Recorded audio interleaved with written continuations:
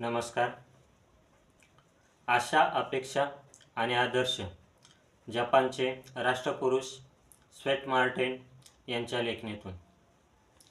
खरं तर आपल्याला हवे असलेले, आपण प्रामाणिकपणे प्रयत्न करत असलेले, आपण आपल्यासमोर एके दिवशी प्रत्यक्षात येतच असते.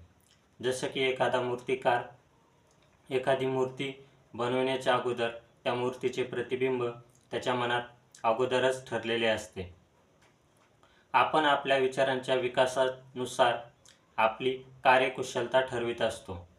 त्याचप्रमाणे आपल्या विचारांच्या अधोगतीनुसार आपण आपल्या विचारांची कार्यकुशलता कमी करत असतो.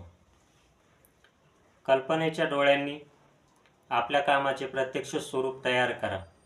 आपल्या इच्छेनुसार काम होत नाही तोपर्यंत कठोर परिश्रम करा. तुमची आकांक्षा जोपर्यंत पूर्ण होत नाही तोपर्यंत उच्च विचार हे तुमच्या मनात कायम ठेवा. उच्च विचार, आदर्श हे नेहमी मनात उजळीत ठेवल्याने मनातील दुबळेपणा नष्ट होत जातो. कामातील सातत्याने कामातील कमतरता ही कमी होत जाते. त्यामुळे तुम्ही आदर्श व्यक्ती होता.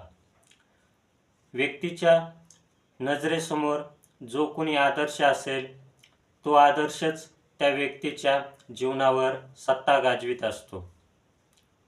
जर आदर्श श्रेष्ठ असेल तर जीवन देखील श्रेष्ठ ठरेल.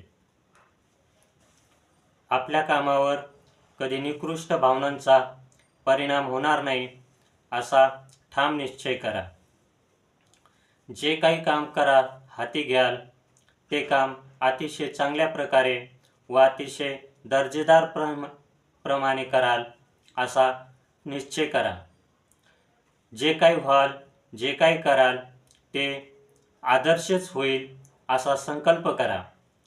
हे होते जपानचे राष्ट्रपुरुष स्वेट मार्टिन यांचे काही अतिशय सुंदर विचार. असेच त्यांचे काही विचार पुढील व्हिडिओमध्ये पाहूयात. तोपर्यंत नमस्कार.